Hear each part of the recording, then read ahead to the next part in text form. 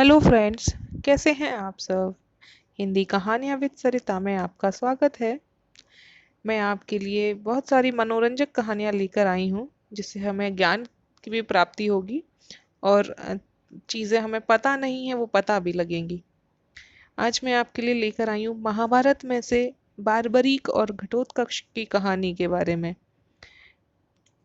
आइए शुरू करते हैं। बारबरीक महान पांडव भीम के पुत्र घटोत्कच और नाग कन्या अहिलवती के पुत्र थे। कहीं कहीं पर मुरदैत्य की पुत्री कामकंटकटा के उदर से भी इनके जन्म होने की बात कही जाती है। बारबरीक और घटोत्कच के बारे में कहा जाता है कि ये दोनों ही विशालकाय मानव थे। घटोत्कच ने कौरवों की सेना में कोहराम मचा दिया था। आखिरकार कर्ण ने उस अस्त्र का उपयोग किया जिसे वे अर्जुन पर चलाना चाहते थे और घटोत्कच मर गया। महाभारत का जब युद्ध तय हो गया तब बारबरीक ने भी युद्ध में सम्मिलित होने की इच्छा व्यक्त की और मां को हारे हुए पक्ष का साथ लेने देने का वचन दिया। बारबरीक अपने नीले रंग के घोड़े पर सवार होकर 3 बाण और धनुष के साथ कुरुक्षेत्र की रणभूमि की ओर बढ़ते हुए। बारबरीक के लिए 3 बाण ही काफी थे जिनके बल पर वे कौरवों और पांडवों की पूरी सेना को समाप्त कर सकते थे।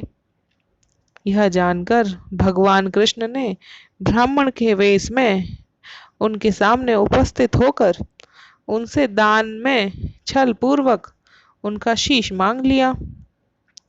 बारबरीक ने कृष्ण से प्रार्थना की कि वे अंत तक युद्ध देखना चाहते हैं। तब कृष्ण ने उनकी यह बात स्वीकार कर ली। फागुन मास की द्वादशी को उन्होंने अपने शीश का दान कर दिया। भगवान ने उस शीश को अमृत से सींचकर सबसे ऊंची जगह पर रख दिया ताकि वे महाभारत का युद्ध देख सकें।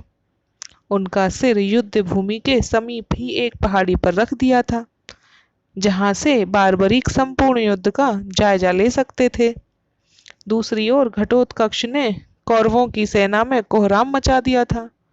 वह इतना विशालकाय थे कि एक रथ को लात मारकर कई मीटर पीछे ढकेल देता था, पर वह अपने पैरों से ही कुछ सैनिकों को कुचलकर मार देता था।